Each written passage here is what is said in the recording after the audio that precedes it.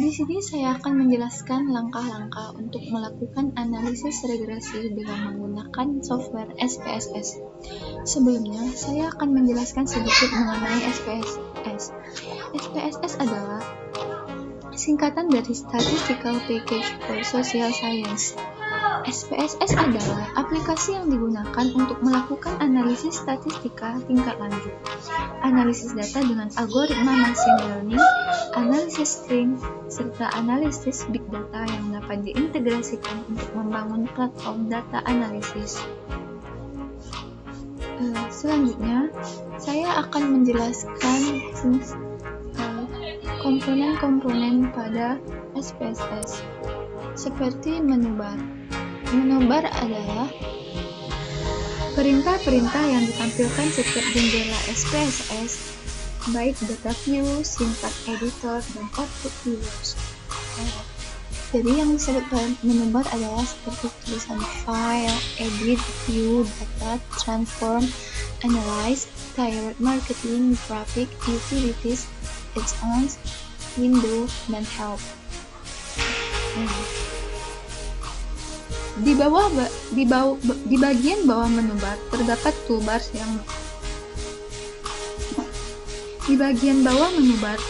toolbars yang menyediakan shortcut berupa icon terhadap perintah-perintah yang sering digunakan saat bekerja dengan SPSS. Seperti menu file.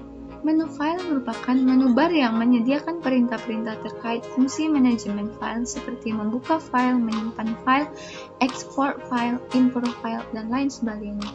Selanjutnya, menu edit.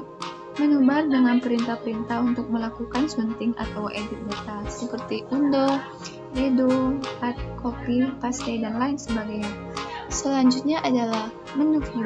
Menu view merupakan menu yang berfungsi melakukan konfigurasi tampilan dari jendela SPSS terkait menampilkan dan menyembunyikan perintah, seperti status bar, toolbar, menu editor, font, grid line, value labels, custom variable, dan lain sebagainya. Selanjutnya adalah menu transform. Menu transform merupakan menu yang berfungsi untuk melakukan transformasi variabel terkait pembentukan variabel baru dan variabel yang telah ada. Dan selanjutnya adalah menu analyze. Menu analyze merupakan menu yang berfungsi untuk melakukan analisis statistika, mulai dari analisis statistika deskriptif hingga analisis regresi matriks non-parameter.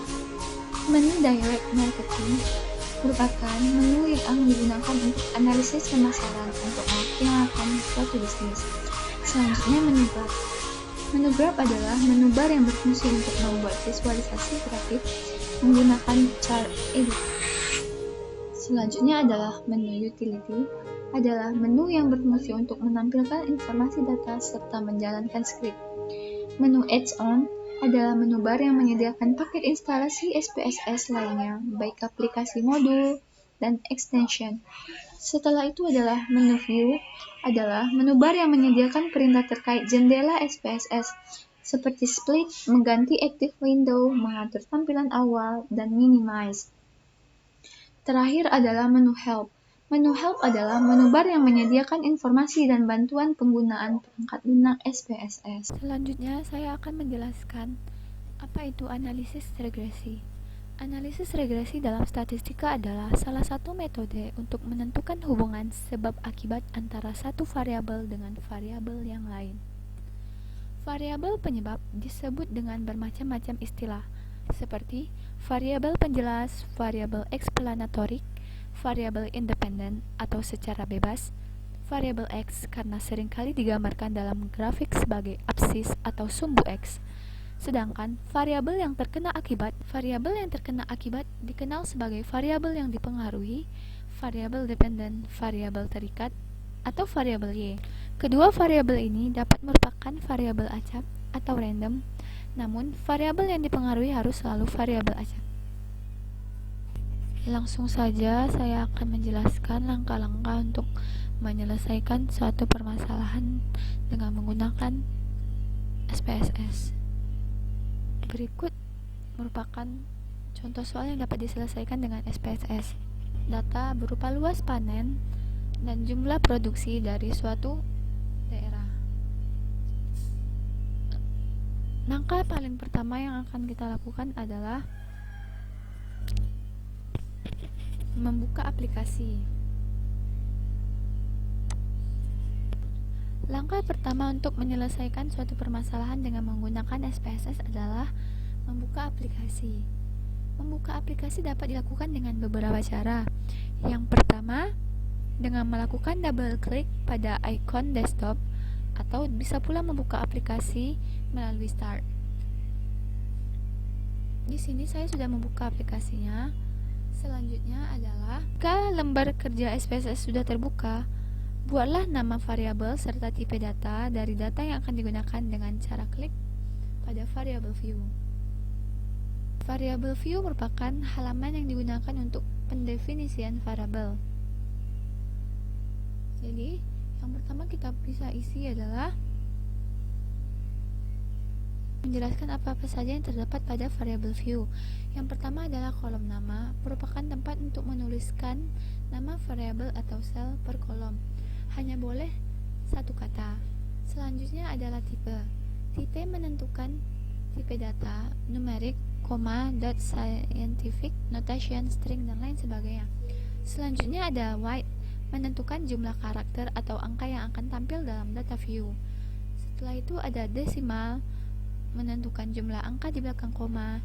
Label, memberikan sebuah atau identitas pada suatu variabel yang nantinya dalam hasil pengolahan data, nama yang akan muncul adalah nama labelnya. Selanjutnya adalah value, memberikan keterangan nama atau kategori pengganti pada data variabel yang ditentukan pada data nominal dan ordinal. Selanjutnya adalah missing, memberikan informasi apabila data tidak ada.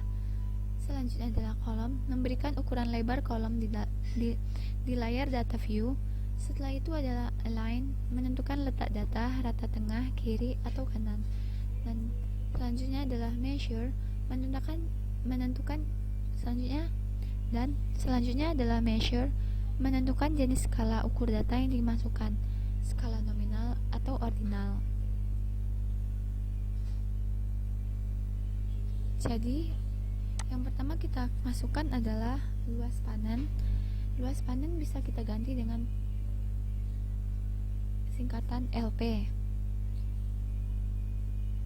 Kemudian tipe datanya adalah numerik. White-nya kita buat 8. Terus untuk label kita bikin luas lahan. Jika aplikasi sudah terbuka, maka langkah selanjutnya adalah mengetikkan nama variabel serta tipe data pada variabel view. Dari sini dapat terlihat bahwa untuk luas panen namanya kita beri LP, kemudian tipe datanya numerik, dan untuk measure-nya adalah skala. Lalu untuk jumlah produksi merupakan numerik, kemudian measure-nya juga menggunakan skala. Jika sudah seperti ini, yang dilakukan adalah mengklik tab data view. Data view merupakan halaman yang digunakan untuk melakukan input data. Input data dapat dilakukan dengan mengcopy paste data yang berasal pada Word.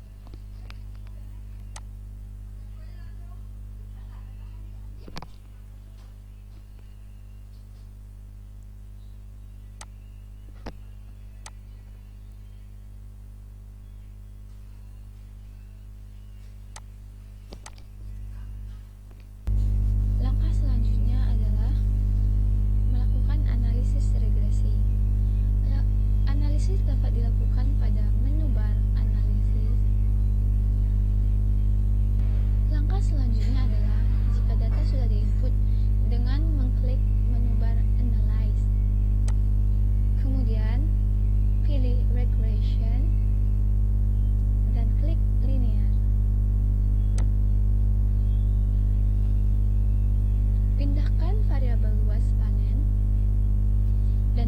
produksi dengan mengklik tanda dan centang pada display linear regression.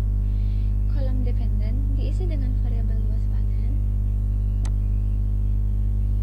sedangkan kolom independen diisi dengan variabel jumlah produksi.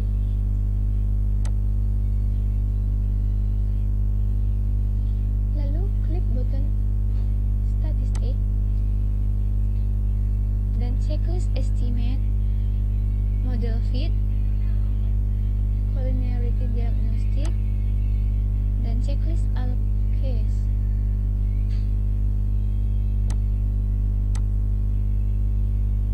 Selanjutnya, klik button continue. Setelah itu, klik OK.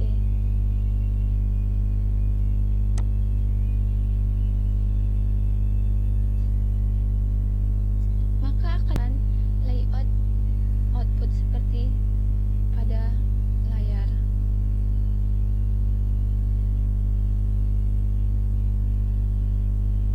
Terdapat tabel variable enter or remove, model summary, ANOVA,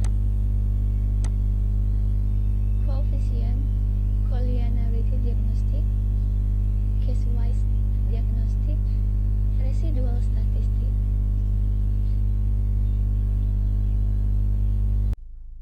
Tabel ini yang pertama adalah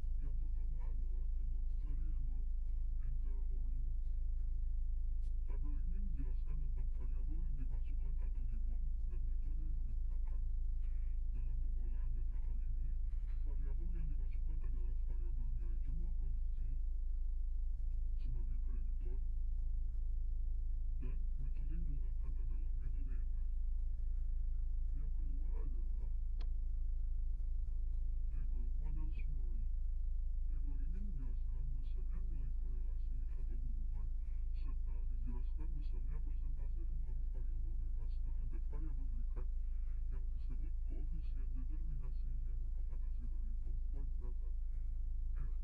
Dari output tersebut diperoleh nilai koefisien determinasi atau R kuadrat sebesar 0,993 yang mengandung pengertian bahwa pengaruh variabel terikat, yakni luas lahan, terhadap variabel bebas jumlah produksi adalah sebesar 99,3%, sedangkan sisanya dipengaruhi oleh variabel yang lain. Kemudian, nilai standar error of the estimate sebesar 38,0089, nilai R sebesar 0,996. A merupakan prediktor.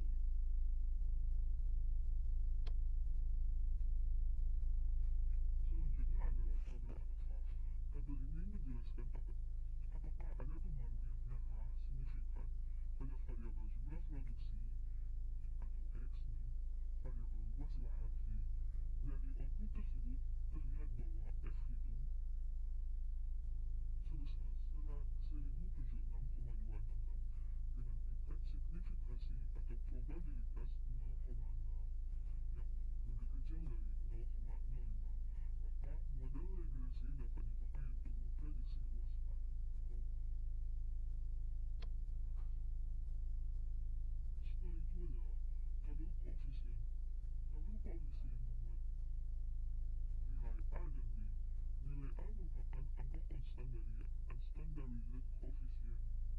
Dalam pengolahan ini, nilainya sebesar 3,285. Angka ini merupakan angka konstan yang mempunyai arti bahwa jika tidak ada jumlah produksi X, maka Nilai konstan luas lahan Y adalah sebesar 3,285. B adalah angka koefisien regresi, nilai pada output sebesar 0,015. Nilai output sebesar 0,105. Angka ini mengandung arti bahwa setiap penambahan 1% tingkat jumlah produksi atau X, maka luas lahan Y akan meningkat sebesar 0,105. Karena jika nilai koefisien regresi bernilai plus, maka dengan demikian dapat dikatakan bahwa jumlah produksi X berpengaruh positif pada luas lahan Y, sehingga persamaan regresinya adalah Y aksen sama dengan 3,285 tambah 0,105 X. Yang terakhir adalah